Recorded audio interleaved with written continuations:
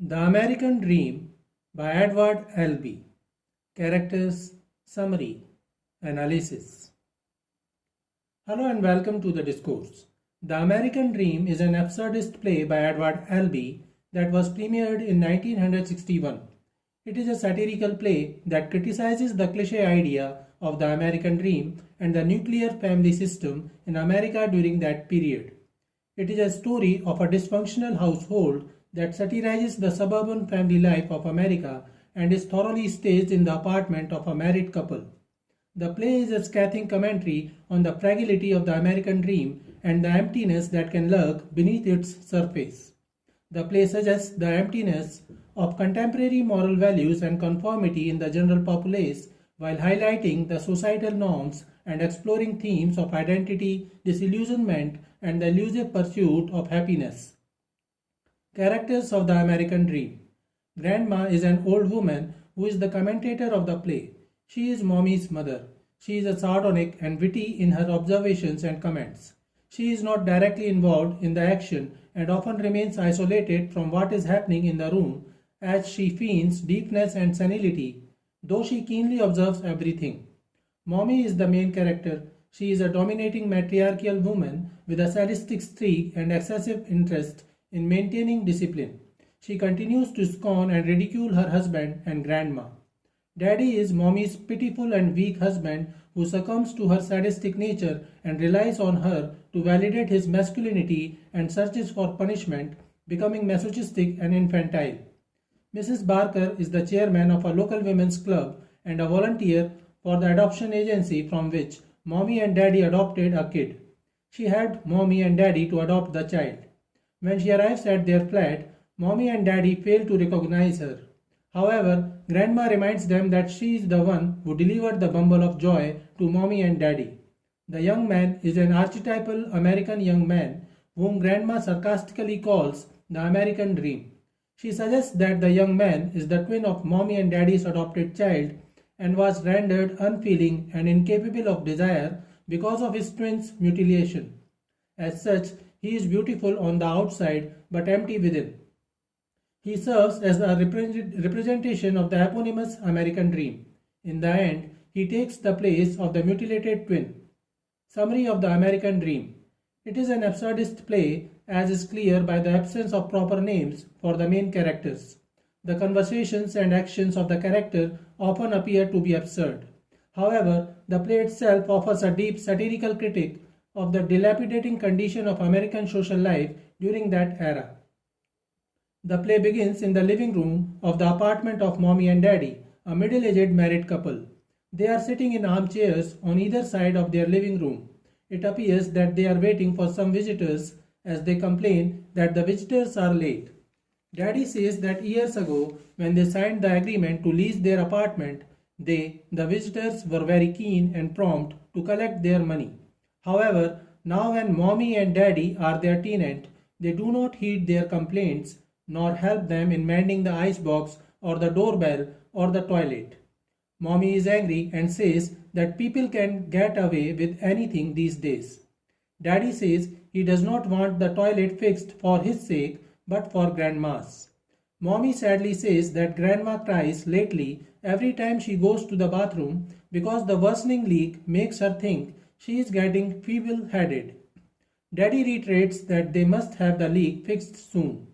Mommy, exasperated, wonders aloud why they are so late. Mommy tells about how happy she was when she bought her new bee's hat. She notices that Daddy is not listening to her carefully and thus she reprimands him to pay attention to her and listen to her story. And he swears he is all ears. She again tells him that she was very happy after buying the new bee's hat until meeting the chairwoman of her women's club, who insisted her that hat was wheat. Mommy returned to the store and made a scene until given a new hat. She says that she was satisfied with the replacement hat. Grandma enters the room with many neatly wrapped boxes and dumps them on the foot of Daddy and complains that the old cannot talk with anyone because they snap at them. They go deep to avoid people talking to them in that way. Ultimately, the way people talk to them causes their death. Mommy recalls that Grandma has always wrapped boxes nicely. When she was a child and poor, Grandma used to wrap her a lunchbox every day for school, and Mommy would never have the heart to rip into it. Grandma always filled it the night before with her own uneaten dinner. After school, Mommy would bring back her lunch for Grandma to eat. She remembers the old days when she and Grandma were poor, but they loved each other. Mommy became rich after marrying Daddy, and she believes she is entitled to use Daddy's money in exchange for letting him have sex with her. Grandma comments that Mommy had been an opportunist tramp since childhood. Even when she was a girl, she schemed to marry a rich man. It appears that Grandma is planning to go away as she has packed all her previous things. She eagerly awaits for the van boy. Gra- the doorbell rings and the couple thinks that the van people, have arrived to fix their house. However, no one is willing to get up and open the door. Mommy says that they must decide whether to open the door or not. Daddy gets up and opens the door. What a masculine daddy! Isn't he a masculine daddy? Mommy jeers. Mrs. Barker enters the living room and Daddy invites her to sit. Grandma tries to speak up and say something, but Mommy urges her to be quiet and tells Mrs. Barker to ignore Grandma because she is rural. Daddy suggests Mommy let Grandma speak up, but Mommy says that old people have nothing to say, and even if they did, no one would listen. Grandma retorts that middle-aged people like Mommy and Daddy think they can do anything, but in reality, they cannot do anything as well as they used to. Mommy offers a cigarette to Mrs. Barker and goes away to fetch a drink for her. Mrs. Barker appears perplexed and asks Grandma to explain why she visited their apartment. Grandma reminds her of the past and says that 20 years ago, a couple like Mommy and Daddy lived in an apartment quite like their apartment with an old woman very similar to Grandma. The only difference was that they were all somewhat younger. They contacted an adoption agent akin to Mrs. Barker at an adoption agency very similar to Mrs. Barker's Bye Bye Adoption Service and were overjoyed to receive their bumble of joy. However, things were not easy after the couple adopted the kid. They were worried that the kid did not like either of his parents. He would often cry, and Mommy always noticed that he liked Daddy more, and this often made her angry. Mrs. Barker says that in such a case, any self-respecting woman would have gouged those eyes right out of its head. Grandma tells them that the mommy actually did so, but then the baby kept its nose up in the air and even worse, began to develop an interest in its you-know-what. Mrs. Barker replies that in such a case, the parents should have cut off the baby's hands. Grandma tells her that they first cut off its you-know-what. The adamant child, however, still put its hand under the covers looking for its you-know-what. So the parents had to cut off its hands at the wrists as well.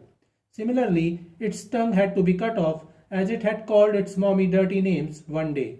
Eventually, the resentful one Bumble died. Its parents, looking for satisfaction, called the adoption agent to their apartment to demand a refund. Mrs. Barker is still confused. Mommy fails to find any water for Mrs. Barker and shouts at Grandma for hiding things and being a troublemaker. Mrs. Barker tells Mommy she is not being very polite to Grandma, but Mommy reminds Mrs. Barker that she is a guest and stalks off into the kitchen. After a moment alone with Grandma, Mrs. Barker tells Grandma it's been nice talking with her and stands up to go into the kitchen. Grandma asks Mrs. Barker not to tell Mommy about the grotesque story she has told her. Mrs. Barker assures that she won't say a thing. The doorbell rings again and a young man appears in the living room. He appears smart and good looking and Grandma is delighted by seeing him. She says that he appears familiar.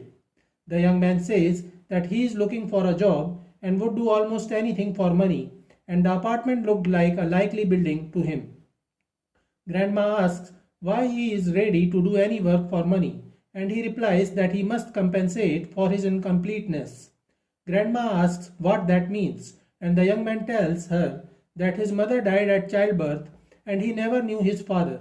At birth, he came to know that he was not alone in the placenta and had an identical twin from whom he was separated while still very young.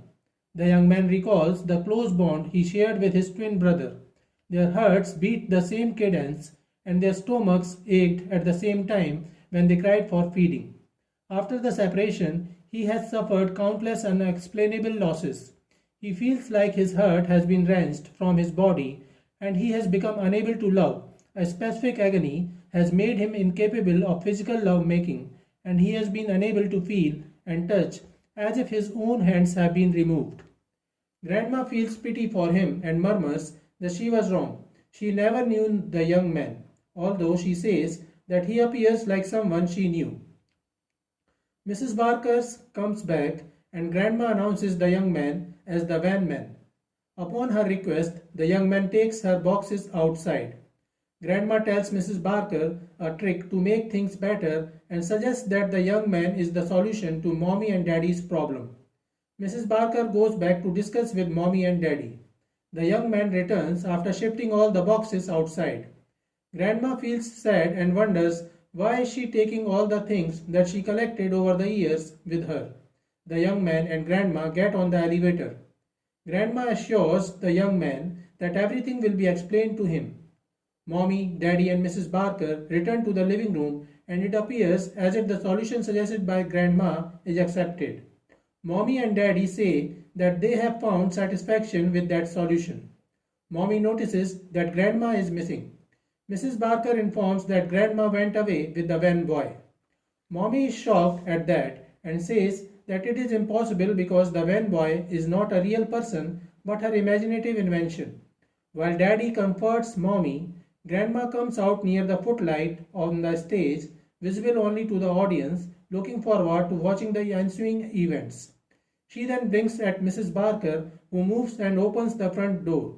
The young man is standing there. Mrs. Barker announces that the young man is the replacement for the faulty Bumble. Mommy and Daddy are excited about that. Mommy feels the same satisfaction that she felt after getting the replacement hat and declares a celebration. Everyone is happy as they get what they are looking for. Grandma says that she should go now as she has solved the problem and the play ends. So this is it for today. We will continue to discuss the history of American English literature. Please stay connected with the discourse. Thanks and regards.